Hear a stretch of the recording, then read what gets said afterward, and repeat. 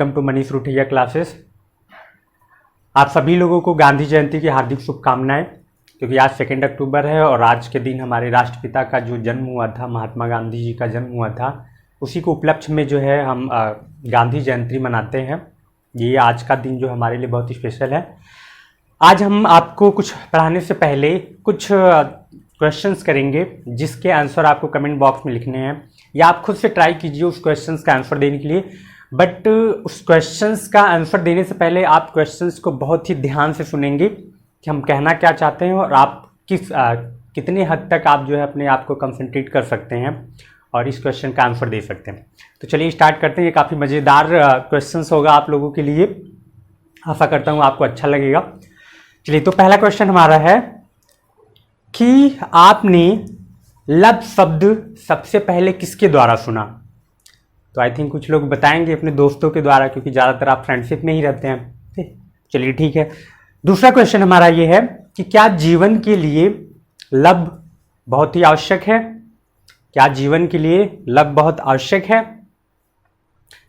इसका भी आंसर आप शायद बता लें, अगर जानते हैं तो कमेंट में जरूर लिखें। नेक्स्ट एंड लास्ट क्वेश्चन हमारा कि जो लब है इसकी उत्पत्ति कैसे हुई? तो बिल्कुल आप सही हैं, बिल्कुल सही सोच रहे हैं। इसकी उत्पत्ति जो है हृदय अर्थात दिल के द्वारा हुई। सब लोग कहते हैं नहीं भाई, लब जो है करो तो दिल से करो। बट याद रखिएगा, जो जिस लब के बारे में आप सोच रहे हैं, हम उस लब की बिल्कुल बात नहीं कर रहे हैं। ठीक है, आप ज़्यादातर इस लब के बारे में सोच रहे होंगे कि लब यानी कि इसकी बात हम कर रहे हैं, बट ये बिल्कुल गलत है। इस लब के बारे में हम बिल्कुल बात नहीं कर रहे हैं। हम लब इस लब की बात कर रहे हैं। क्या आपने इस लब को कभी सुना है? ये लब क्या है? मैंने सुना है। मैंने सबसे पहले जो लब शब्द था इसको एक डॉक्टर के द्वारा सुना था, और ये जो लब है हमारे जीवन के लिए बहुत उपयोगी है। अगर ये लब हमारे जीवन में ना हो तो हमारा जीवन व्यर्थ है, अर्थात हम बिना इस लब के जो है जीवित नहीं रह सकते। और रही बात लब शब्द की उत्पत्ति कैसे हुई, ये जो लब है ये बिल्कुल हमारे दिल से ही हुई, क्योंकि ये जो लब शब्द है ये हमारे दिल के जो भी प्रोसेस होते हैं, हमारे हार्ट के अंदर जो भी प्रोसेस, जो भी प्रक्रिया है, उन्हीं के द्वारा ये उत्पन्न होता है। तो डियर स्टूडेंट्स, आज हम लोग जो है आपके हार्ट्स यानी हार्ट के स्ट्रक्चर्स और हार्ट के फंक्शंस के बारे में पढ़ेंगे। और ये जो हमने वीडियो बनाया है ये स्पेशली जो है क्लास 10th के स्टूडेंट्स के लिए है, यूपी बोर्ड्स को या सीबीएसई बोर्ड्स के लिए। तो उनका जो टॉपिक्स है आपका लाइफ प्रोसेसेस में transportation in human beings and transportation in plants, अर्थात जो है इसका परिवहन, हिंदी में देखें तो परिवहन यानी मानव में परिवहन कैसे होता है और पौधों में परिवहन कैसे होता है। तो आज के इस वीडियो में हम जो है परिवहन के बारे में पढ़ेंगे, अर्थात परिसंचरण। इसमें जो आपके बोर्ड्स में क्वेश्चंस आते हैं, इसमें कई क्वेश्चन आ सकते हैं। जैसा कि पहला जो क्वेश्चन है आपका कि जो परिवहन यानी कि ट्रांसपोर्टेशन इन ह्यूमन यानी मनुष्य में ह्यूमन कैसे होता है, ये क्वेश्चन आ सकता है। दूसरा ये कि सर्कुलेशन प्रोसेस क्या है, या describe the circulation in human beings. ठीक है, या फिर डबल सर्कुलेशन या दोहरा परिसंचरण तंत्र क्या है, इससे आप क्या समझते हैं, इसके बारे में विस्तार पूर्वक लिखिए। या फिर आपसे सिर्फ ये पूछा जाएगा कि internal structure, draw the labelled diagram of internal structure of the human hearts. ठीक है, या हृदय की आंतरिक संरचना का चित्र बनाइए। ठीक है, तो आज हम जो है ट्रांसपोर्टेशन के ही बारे में पढ़ेंगे, यानी कि ह्यूमन में ट्रांसपोर्टेशन कैसे होता है, या परिसंचरण ह्यूमन में कैसे होता है, या सर्कुलेशन ह्यूमन में कैसे होता है, मनुष्य में सर्कुलेशन प्रोसेस कैसे होता है, उसके बारे में पढ़ेंगे। उससे पहले हम आपको बता दें, लब जो है एक साउंड है जो हार्ट के द्वारा क्रिएट किया जाता है। ठीक है, लब एक प्रकार की ध्वनि है जो हृदय के कॉन्ट्रैक्ट और रिलैक्स होने यानी सिस्टोलिक एंड डायस्टोलिक जब प्रेशर हार्ट के द्वारा क्रिएट होता है, उस टाइम ये साउंड उत्पन्न होता है। बट कैसे उत्पन्न होता है, क्या क्या प्रोसेस हैं, उन सब के बारे में हम आगे आपको बताएंगे। तो जुड़े रहिए मनीष रूठैया क्लासेस के साथ, और हमारे चैनल को सब्सक्राइब कीजिए तथा अपने दोस्तों और WhatsApp group and study groups में इसे शेयर करना बिल्कुल ना भूलें। तो चलिए स्टार्ट करते हैं। फर्स्ट हमारा सर्कुलेशन या ट्रांसपोर्टेशन इन ह्यूमन।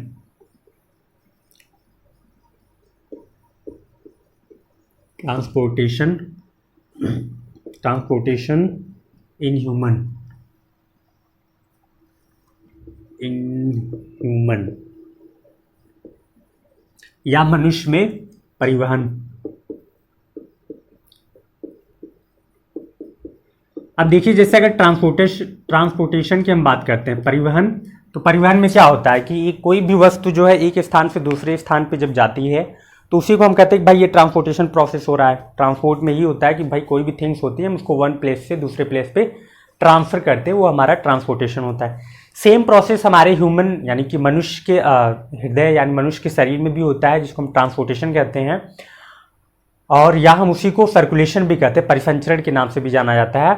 और इसमें जो है हमारा हार्ट यानी हृदय जो होता है मुख्य रूप से भाग लेता है, और हृदय के ही द्वारा जितने भी हमारे शरीर के पोषक तत्व होते हैं, रासायनिक पदार्थ होते हैं, हार्मोन्स और एंजाइम, वो ब्लड में मिक्स होते रहते हैं और उसी के द्वारा वो जो है पूरे बॉडी में पहुंचाया जाता है, जिसको हम परिसंचरण कहते हैं। तो सबसे पहले हम देखेंगे कि अगर हम ट्रांसपोर्टेशन की बात करें या परिसंचरण की बात करें तो सबसे पहले इसमें जो मुख्य ऑर्गन है वो हमारा हृदय। तो हृदय के जानने से पहले हम पहले जानते हैं कि ट्रांसपोर्टेशन है क्या या सर्कुलेशन।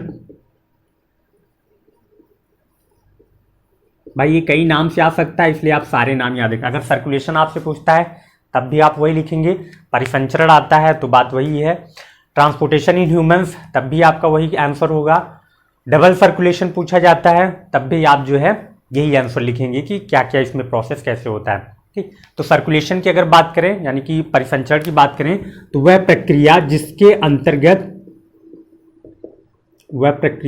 अंतर्गत रक्त को शरीर के अन्य भागों तक पहुंचाया जाता है उसे हम परिसंचरण कहते हैं, और इस क्रिया में हृदय हमारा मुख्य रूप से भाग लेता है। अर्थात अगर हम सर्कुलेशन की बात करें तो circulation is the physiological process in which process blood transport from heart to all parts of the body, यानी सर्कुलेशन क्रिया के द्वारा हृदय के द्वारा रक्त को जो है पूरे शरीर में पहुंचाया जाता है। ठीक, ये तो हो गया हमारा परिसंचरण या सर्कुलेशन।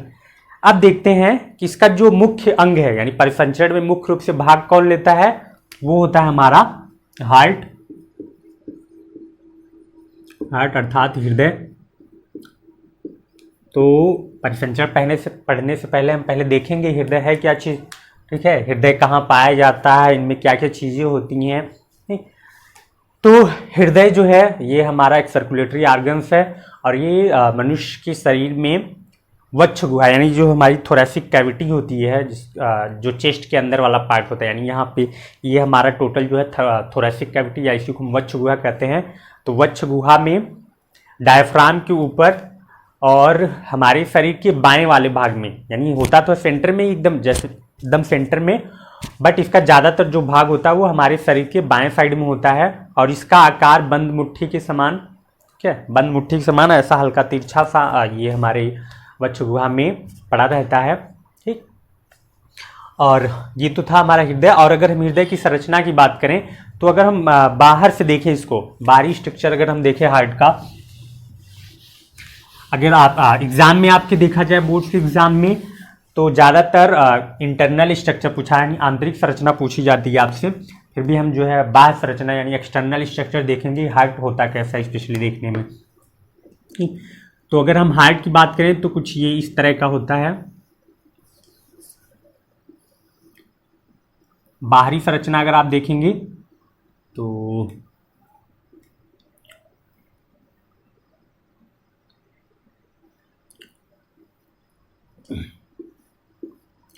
यहाँ पे ऐसे कुछ आपकी स्ट्रक्चर्स दिखेंगी बाहर का। ठीक है, सिर्फ ऐसे ही आपका है। ठीक है, ये आपका बाह्य स्ट्रक्चर। एक्सटर्नल स्ट्रक्चर अगर हम देखें, एक्सटर्नल, ठीक है, एक्सटर्नल स्ट्रक्चर, तो हृदय आपका इस तरह दिखेगा। ये आपका जो पार्ट होगा इसको हम सुपीरियर वेना केवा कहते हैं। ठीक है, सुपीरियर वेना केवा, और ये होता है आपका इंफीरियर वेना केवा। उसके बाद ये वाला जो पार्ट होता है, अगर हम हार्ट को देखें बाहर से, ठीक है, तो ये इस पार्ट को हम जो है राइट एट्रियम या दायां अलिंद कहते हैं। उसके बाद ये नीचे वाला जो पार्ट है इसको हम राइट वेंट्रिकल्स, दायां निलय, और ये वाला जो पार्ट होगा आपका लेफ्ट ऑरिकल्स, और ये आपका लेफ्ट वेंट्रिकल्स। ठीक है, तो ये हमारे हार्ट के 4 चैम्बर्स होते हैं। बाहर से सिर्फ ये, उसके बाद ये जो आपकी दिखाई गई ये कोरोनरी वेन्स होती हैं, यानी हार्ट में जो है ब्लड ट्रांसफर करने के लिए जो वेन्स होती हैं, जो वेसल्स होती हैं, उसको हम कोरोनरी वेन्स बोलते हैं, क्योंकि वो हृदय के लिए ब्लड सप्लाई करती हैं। और हृदय की एक बैड हैबिट है कि ये जो है शरीर के सभी अंगों तक तो ब्लड पहुंचाता है, लेकिन खुद अपने लिए जो है ये ब्लड ट्रांसपोर्ट नहीं करता है। ठीक है, यानी शरीर के अन्य भागों को ये ब्लड पंप करके पहुंचा देता है, लेकिन जब इसे ज़रूरत होती है तो ये वहाँ पे इसका बिल्कुल प्रेशर काम नहीं करता। तो जो ब्लड वापस बॉडी के अन्य पार्ट से रिटर्न आता है, वही ब्लड जो है इसको मिलता है। ये हो गया। उसके बाद ये जो होती है इसको हम ओर्टा बोलते हैं या महाधमनी कहते हैं। ठीक है, तो ये बाहर से सिर्फ इतनी चीज़ें आपको दिखेंगी। ठीक, तो इसमें आपको मुख्य रूप से ये याद रखना है कि हार्ट के कितने चैम्बर्स होते हैं, यानी कितने भाग होते हैं। तो हार्ट में हमारे मुख्य रूप से अगर देखें तो 2 भाग होते हैं, जिसको हम एक ऑरिकल्स होता है और दूसरा वेंट्रिकल्स। बट ऑरिकल को भी 2 पार्ट्स में कन्वर्ट किया गया है, जिसमें left auricles and right auricles. And जो वेंट्रिकल्स होता है इसको भी 2 पार्ट्स में कन्वर्ट किया गया है, लेफ्ट एंड राइट वेंट्रिकल्स। ठीक है, तो ये 4 चैम्बर्स हो गए। ये तो था बाह्य स्ट्रक्चर, ये सिर्फ आपके जानने के लिए। फिलहाल ये एग्जाम में बहुत कम आता है, कभी बहुत कम ये एग्जाम में पूछा जाता है। चलिए देखते हैं हम इंटरनल स्ट्रक्चर, यानी आंतरिक संरचना हृदय की वो कैसी होती है और उनमें क्या क्या चीज़ें पाई जाती हैं। और ये आपके लिए इम्पॉर्टेंट है, क्योंकि ये सिर्फ स्ट्रक्चर भी आपका पूछता है, 5 नंबर में ये एग्जाम में आता रहता है। तो चलिए हम बनाते हैं इसको। ये बहुत आसानी से आप बना सकते हैं इसको।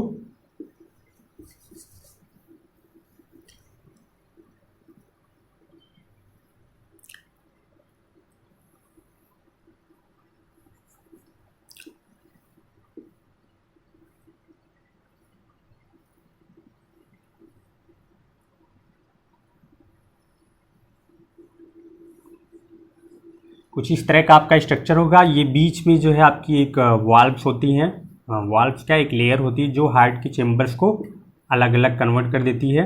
जैसा हमने अभी आपको बताया कि हार्ट में जो है मुख्य रूप से 2 चेम्बर्स होते हैं, जिसमें हमारा एक ऑरिकल्स और दूसरा वेंट्रिकल्स, या हिंदी में इसे हम बोलते हैं अलिंद और निलयत। यानी हृदय का जो ऊपरी वाला भाग होता है वो अलिंद कहलाता है, और जो निचला वाला भाग होता है वो निलय कहलाता है। तो अब देखते हैं इसको हम।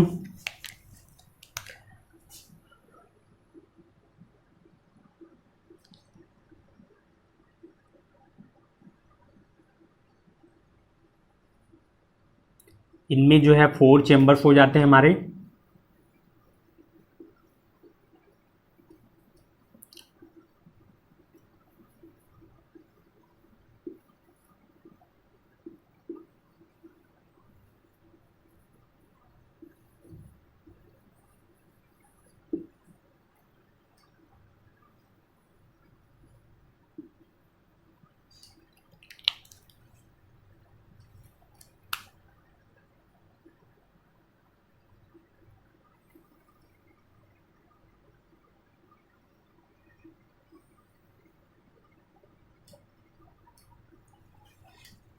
यहाँ पे एक वाल्व्स पाई जाती है,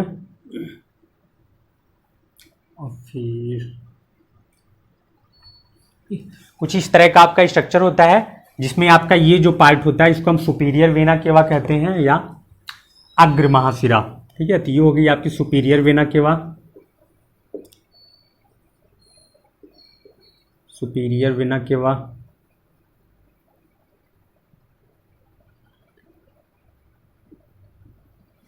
और ये आपका इंफीरियर,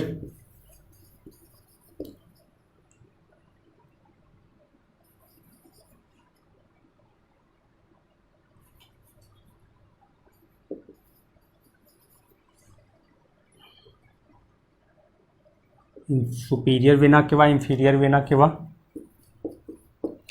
और ये आपका होता है राइट ऑर्कल्स,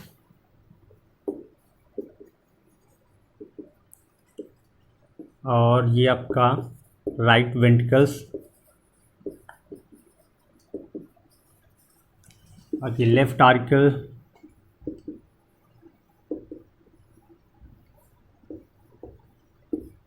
लेफ्ट वेंट्रिकल। ठीक, उसके बाद ये तो हमारे मुख्य रूप से 4 चेम्बर्स हो गए हार्ट के। ये राइट आर्कल्स यानी दायां अलिंद, उसके बाद जो है लेफ्ट आर्कल्स बायां अलिंद, और ये हो गया आपका, इसको हम हिंदी में भी लिख देते हैं अलिंद, और ये हो गया आपका निलय, ये भी अलिंद हो गया, और ये हो गया निलय। ये 4 चेम्बर्स हो गए। अब देखिए इसमें क्या होता है कि ये जो आर्कल्स है इन दोनों के बीच में एक वाल्व पाई जाती है। ठीक है, ये वाल्व पाई जाती है जिनको एक रास्ता प्रोवाइड करता है तथा इनके जो भी ब्लड होते हैं उनको अलग करने में ये हेल्प करता है। ठीक, ये जो वाल्व होती है इसको हम बोलते हैं ट्राइकस्पिड वाल्व। ठीक है, इसको बोलते हैं हम ट्राइकस्पिड वाल्व, ट्राइकस्पिड वाल्व। और इधर वाला जो होता है लेफ्ट आर्कल्स और लेफ्ट वेंट्रिकल्स के बीच में, इसको हम बोलते हैं बाइकस्पिड वाल्व। बाइकस्पिड, और साथ ही साथ इसको हम जो है मिट्रल वाल्व के नाम से भी जानते हैं। क्या मिट्रल वाल्व, हिंदी में इसको जो है जो ट्राइकस्पिड है इसको हम बोलते हैं त्रिवल्ली कपाट, जो बाइकस्पिड है इसको हम द्विवल्ली कपाट बोलते हैं। तो ये हो गया हमारे। इसके साथ ही साथ जो है एक वेन्स जाती है, एक ये आर्टरी जाती है जिसको हम पल्मोनरी आर्टरी कहते हैं, जो कि लंग्स से जुड़ी होती हैं। तो ये होगी हमारी पल्मोनरी आर्टरी।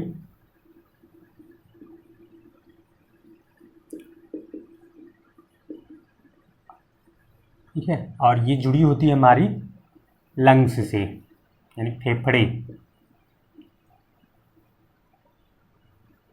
ये लेफ्ट के लिए होता है, एक और निकली होती है वो हमारी राइट के लिए होती है। ठीक, और इसके साथ ही साथ यहीं से दूसरी लंग्स के द्वारा भी कुछ वेन्स होती हैं जो आके हमारे हार्ट से अटैच होती हैं। तो ये हो गया हमारा इंटरनल स्ट्रक्चर। और यहाँ पे एक वाल्व होती है जो पल्मोनरी आर्टरी और जो है राइट वेंट्रिकल्स के बीच में अटैच होती है। ठीक, उसके साथ साथ जो सबसे ऊपरी वाला भाग होता है इसको हम ओर्टा बोलते हैं या महाधमनी। तो ये हमारा हार्ट का इंटरनल स्ट्रक्चर है। सिर्फ आपको जो है इनके नाम याद रखने हैं। ठीक है, इनमें कितने 4 चेम्बर्स हो गए आपका, right articles, right ventricles, left articles and left ventricles, और इनके बीच में एक वाल्व पाई जाती हैं। राइट आर्टिकल्स और राइट वेंट्रिकल्स के बीच में अगर हम देखें जो वाल्व होती है उसको हम ट्राइकस्पिड वाल्व या त्रिवल्ली कपाट बोलते हैं, और लेफ्ट आर्टिकल्स लेफ्ट वेंट्रिकल्स के बीच में जो वाल्व पाई जाती है उसको बाइकस्पिड वाल्व या मिट्रल वाल्व कहते हैं। ठीक, और उसके साथ साथ जो हमारा राइट वेंट्रिकल्स है यहाँ से एक पल्मोनरी आर्टरी निकलती है जो कि लंग्स से जुड़ी होती है। पल्मोनरी का मतलब जो पल्मोनरी यानी कि जो वे आर्टरी या वेसल्स जो लंग्स से अटैच होती है उसको हम पल्मोनरी आर्टरीज कहते हैं। ठीक, तो ये था आपका internal structure of the human heart. ठीक, और ये काफ़ी ये इम्पॉर्टेंट है, इसकी आप प्रैक्टिस करते रहिएगा क्योंकि ये एग्ज़ाम में 100% आता है।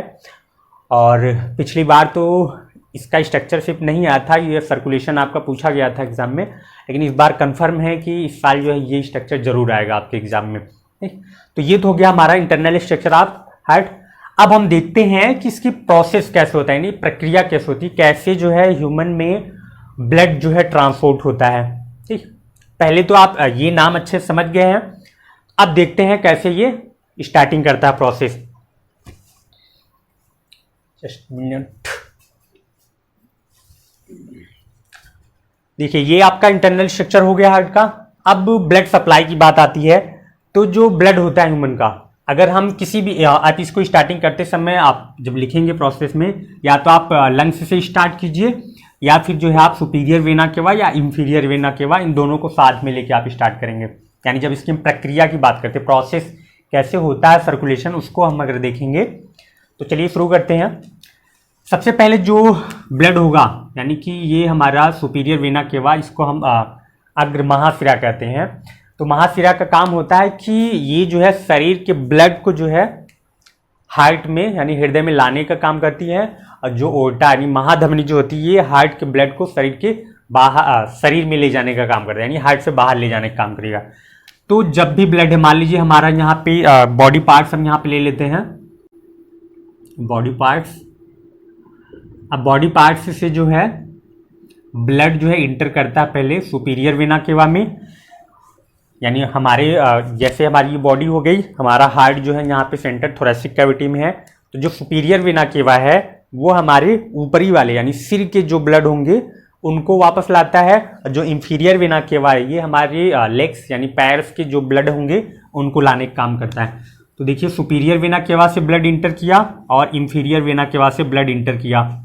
अब जैसे ये ब्लड जाता है तो ये ब्लड जो है इंफीरियर वेना केवा से जाएगा तो यहाँ एक ओपनिंग होती है इनकी, ठीक है। सुपीरियर वेना केवा का ब्लड और इंफीरियर वेना केवा से ब्लड आता है हमारे राइट ऑरिकल्स में, यहाँ पे ब्लड आ जाता है, ठीक है। राइट ऑरिकल्स में ब्लड आ गया। अब राइट ऑरिकल्स में जैसे ही ब्लड आता है उसके बाद ये जो है ट्राइकस्पिड वाल्व के द्वारा आ जाता है ब्लड राइट वेंट्रिकल्स में, ठीक है। यानी कि राइट ऑरिकल्स से ब्लड आया, superior vena cava inferior vena cava के द्वारा जो है ब्लड आया राइट ऑरिकल्स में। राइट ऑरिकल्स के बाद आता है हमारा राइट वेंट्रिकल्स में। अब जैसे ही राइट वेंट्रिकल्स में आता है, क्योंकि हम जानते हैं हार्ट जो होता है हमारा कॉन्ट्रैक्ट और रिलैक्स होता रहता है, तो जब सुपीरियर वेना केवा और इंफीरियर वेना केवा से ब्लड आता है राइट ऑरिकल्स में, ये शिथिल अवस्था में आ जाता है, यानी कि ये डायस्टॉल प्रोसेस, ठीक है।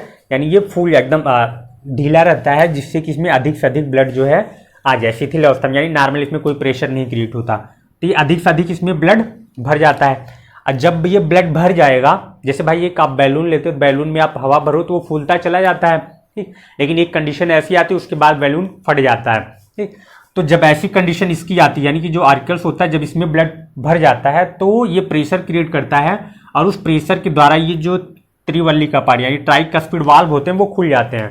ये वन साइडेड होते हैं, जैसे ये है इस तरह से यहाँ से आया तो जैसे ही ओपनिंग होगा ये इस साइड खुल जाएगा और इधर ये बंद हो जाता है, ठीक। यानी कि जब यहाँ से आप देखेंगे राइट ऑरिकल से ब्लड इसमें इंटर किया तो यहाँ पे प्रेशर अधिक हो जाता है और ये फिर सिकुड़ता है, यानी इसका जब ये सिस्टॉल हो जाता है तो इसकी वजह से प्रेशर यहाँ हाई होता है और ब्लड जो है राइट वेंट्रिकल्स में आ जाता है।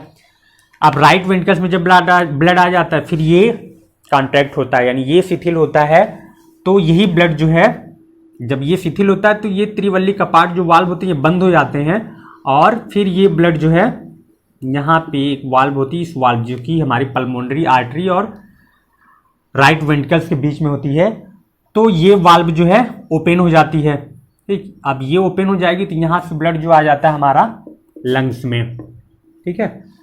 इतना प्रोसेस हुआ। अब लंग्स जो है, लंग्स में जो ब्लड गया वो आपका डीऑक्सीजनेटेड था, यानी अशुद्ध रक्त जो था वो हमारे फेफड़े में चला गया और फेफड़ा जो है रेस्पिरेशन प्रोसेस के द्वारा उसमें ऑक्सीजन को मिक्स कर देता है, ठीक है। तो वहाँ पे वो शुद्ध हो जाता है, इसीलिए उसको ऑक्सीजनेटेड ब्लड कहते हैं। अब यहाँ से ऑक्सीजनेटेड ब्लड यानी लंग्स के थ्रू ये जो ब्लड होता है ये हमारा रिटर्न आता है पल्मोनरी वेन्स के द्वारा, ठीक है। पल्मोनरी वेन्स के द्वारा आता है ये हमारे लेफ्ट ऑरिकल में। लेफ्ट ऑरिकल्स में आ जाता है सेम प्रोसेस, यहाँ ये शिथिल अवस्था में होता है, यहाँ पे ब्लड आ गया। अब जब जैसे ये कॉन्ट्रैक्ट होता है यानी इसका जब डायस्टॉलिक प्रोसेस स्टार्ट होता है, ये डायस्टॉल होता है तो फिर ये जो बाइकस्पिड वाल्व होते हैं ये ओपन हो जाते हैं। अब बाइकस्पिड वाल्व ओपन होता है तो ब्लड जो है लेफ्ट वेंट्रिकल्स में आ जाते हैं। अब लेफ्ट वेंट्रिकल्स में आ जाता है तो उसके बाद लेफ्ट वेंट्रिकल्स और जो ये हमारी ओर्टा है, महाधमनी, ठीक है, इनके बीच में भी एक वाल्व पाई जाती है। ये आप पीछे से अगर देखेंगे ये ओर्टा ये पीछे रहती है और यहाँ पे भी एक वाल्व होती है, ठीक है। ये जो ब्लड होगा रिटर्न इस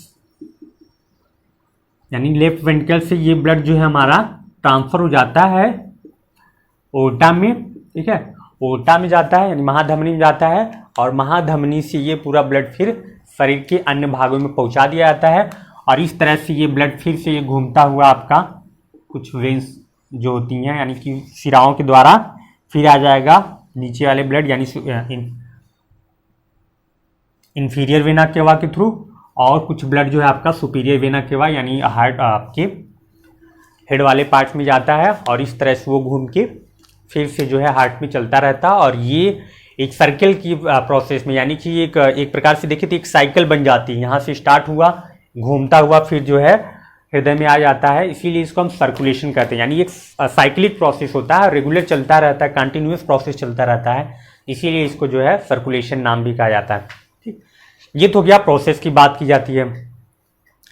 अब इसी में देखते हैं साउंड यानी लब डब की बात हम करते हैं। लब कैसे स्टार्ट हुआ इसमें, जब जो है ब्लड सुपीरियर वेना केवा से और इंफीरियर वेना केवा से राइट ऑर्कल्स में आता है। अब राइट ऑर्कल जब डायस्टाल होता है यानी कि जब ये सिकुड़ता है तो ब्लड जो है राइट वेंट्रिकल्स में चला जाता है। अब राइट वेंट्रिकल जो होता है उस ब्लड को, मतलब ये सिस्टॉल होकर ब्लड को पंप करता है लंग्स में जाने के लिए। तो जब ये लंग्स में जाता है तो उस समय ये जो हमारी ट्राइकस्पिड वाल्व होती हैं, यानी कि जब ये वाला पार्ट जो होता है ये सिकुड़ता है, डायस्टाल होता है, तो ये ट्राइकस्पिड वाल्व जो है बंद हो जाती हैं, क्योंकि ये भाई प्रेशर लगाता है तो इसकी वजह से ये तेजी से बंद होता है, और ये वाला जो होता है ये ओपन हो जाता है। ठीक है, तो जब ये ट्राइकस्पिड वाल्व बंद होता है, ठीक है, तो उस समय जो साउंड आती है उसको हम लब कहते हैं। ठीक है, और ये काफ़ी तेज होती है, लब साउंड आती है। उसके बाद जब ब्लड जो है यहाँ से लंग्स में जाता है, ठीक है, लंग्स के लिए जाता है, तो वापस पल्मोनरी आर्टरी से वापस जो है हार्ट में रिटर्न ना हो पाए वहाँ पे, ठीक है, जब वापस इसमें रिटर्न ना आने पाए तो ये वाला वाल्व जो है बंद हो जाता है। उस समय जो साउंड आती है उसको हम डब बोलते हैं। ठीक है, यानी जो पहली साउंड हमारी हार्ट की है वो हो गई लब और दूसरी जो है वो डब। ठीक है, तो ये दो साउंड हमारी क्रिएट होती हैं जिसको जो है डॉक्टर्स हमारे चेस्ट पे लगा के स्टेथोस्कोप, जिसे हम लोकल लैंग्वेज में आला बोलते हैं, उसके द्वारा ही वो सुनता है और इसी से पता करता है कि क्या आपका हार्ट जो है प्रॉपर फंक्शनिंग कर रहा है कि नहीं कर रहा है। ठीक है, तो ये हो गया हमारा लब और डब और सर्कुलेशन प्रोसेस। अब इसी के साथ साथ आपका एक और क्वेश्चन आता है हमेशा, डबल सर्कुलेशन, कि भाई इसको हम डबल सर्कुलेशन कहते क्यों हैं। जैसे सिंपल सा आप पूछेगा define double circulation and explain the circulation process in humans.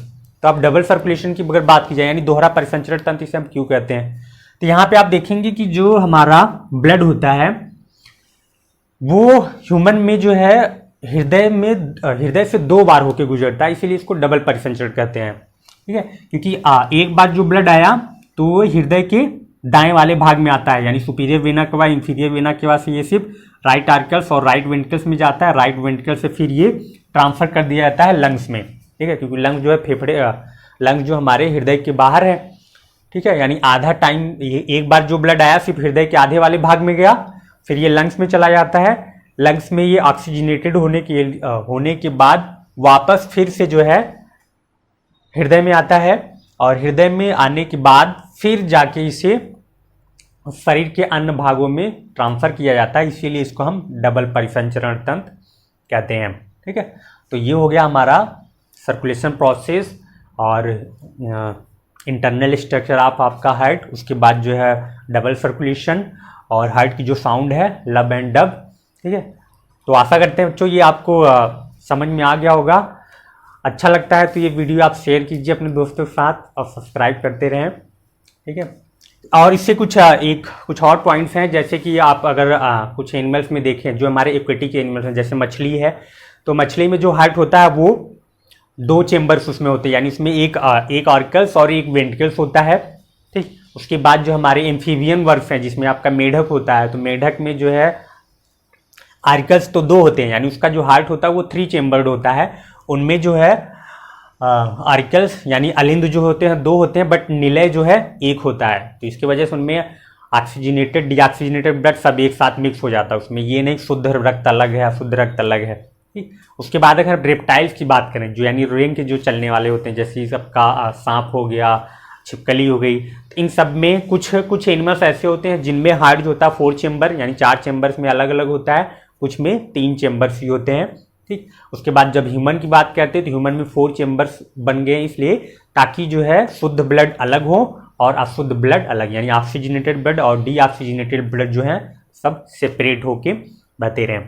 ठीक, क्योंकि जो है ह्यूमन जो होता है इनका बॉडी टेम्परेचर जो है फिक्स होता है, और जो हमारे बर्ड्स होते हैं उनके भी बॉडी टेम्परेचर फिक्स होते हैं, इसीलिए ये ज़रूरी था कि जो है जो ब्लड है ऑक्सीजनेटेड एंड डीऑक्सीजनेटेड ब्लड उनको अलग अलग किया जाए, ताकि इनको इन्वायरमेंट के अकॉर्डिंग एडाप्टेशन करने में कोई प्रॉब्लम्स ना हो। तो आज के लिए बच्चों बस इतना ही। इसके बाद जो नेक्स्ट वीडियो होगा इसमें लिम्फ क्या है और वेसल्स आर्टरी में क्या डिफरेंस है उनके बारे में बताया जाएगा। तो आप जो है उसको ज़रूर ज्वाइन कीजिएगा। तब तक मस्त रहिए, पढ़ते रहिए।